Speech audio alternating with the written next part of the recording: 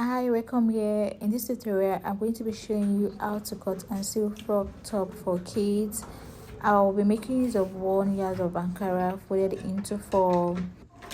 The measurement of the top is 16 inches, but I'm leaving 2 inches up because it didn't start from the shoulder.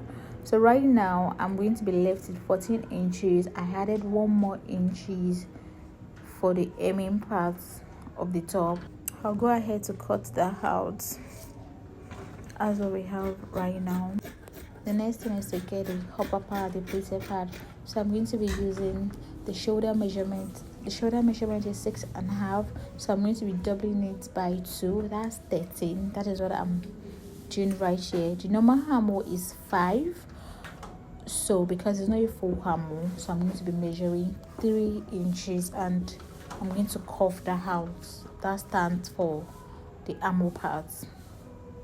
Please stay with me. I'm going to be showing you how to achieve the full look. Don't forget to like this video and click on the subscribe button. Thank you.